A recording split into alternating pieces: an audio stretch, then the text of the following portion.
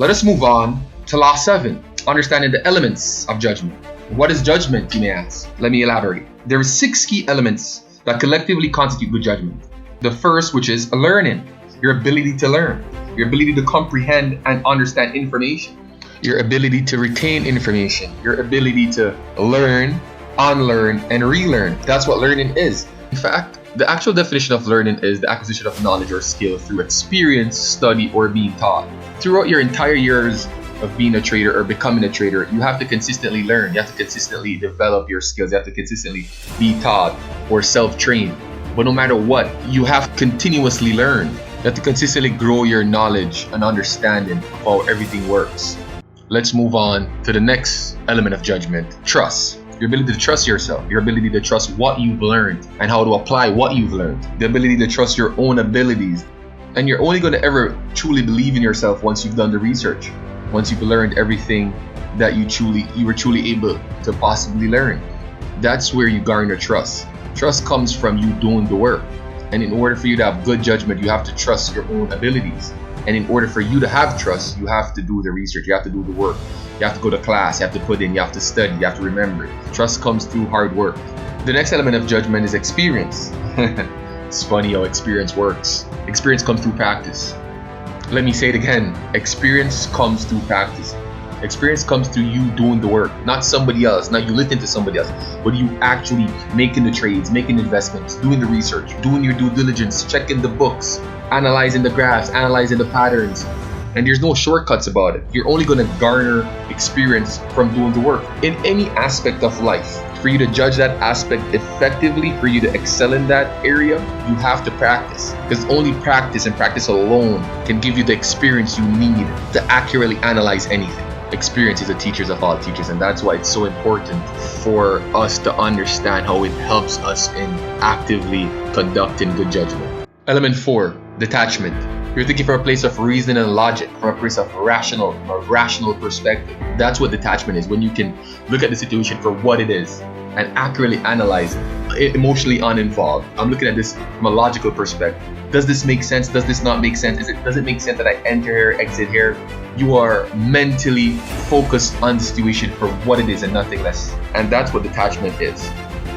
Element 5 of good judgment, options. The ability to compare and contrast, the ability to compare two things, the ability to look at it from two different perspectives.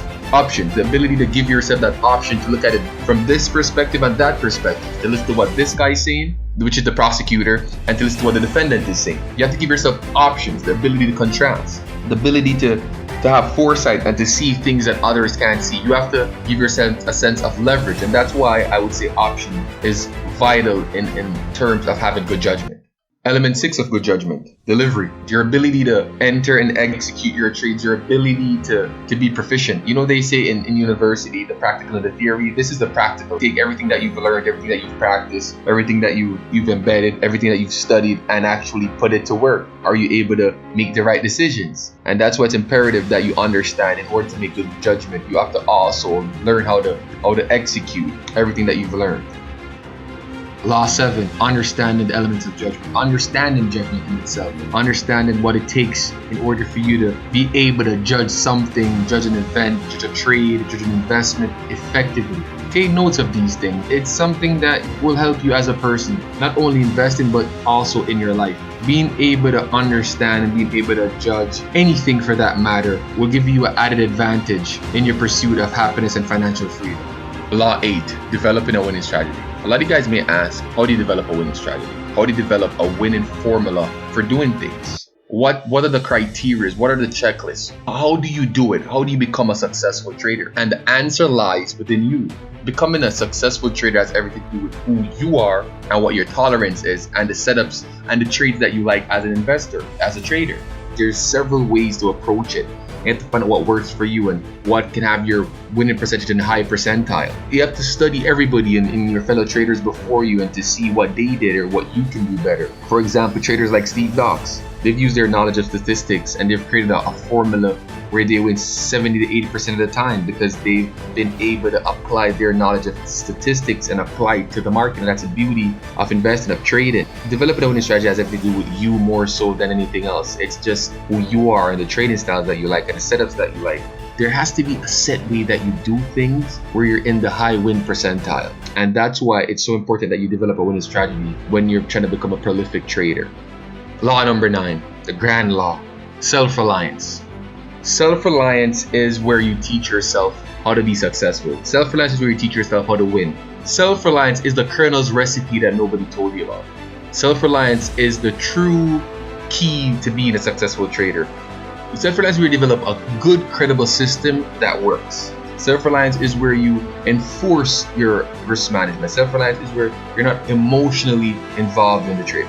Self-reliance is where you put your stop loss. Self-reliance is where you don't spend money that you need. Self-reliance is you analyzing all the data, reading all the books, you doing everything you can possibly do to make sure that you win. Self-reliance is you understand the elements of judgment, making sure you're coming out on the winning end of every trade. You making sure that you don't ever lose no matter what the circumstance or situation is. No matter what happens, tomorrow is going to be a better day for you. Self-reliance is you counting on you and nobody else. Financial freedom requires sacrifice and pain. No matter what happens, you're going to believe in yourself. You're going to believe in your abilities. You're going to believe in these 9 laws. Self-reliance is you believing in you. That's it. Those are the 9 laws that constitute stock trading / investing. Those are the 9 laws that I would encourage each and every one of you guys to follow, practice, to study on, to research on, in order for you to become the elite, prolific, profitable trader you guys all want to become. Until I see you again, asset security.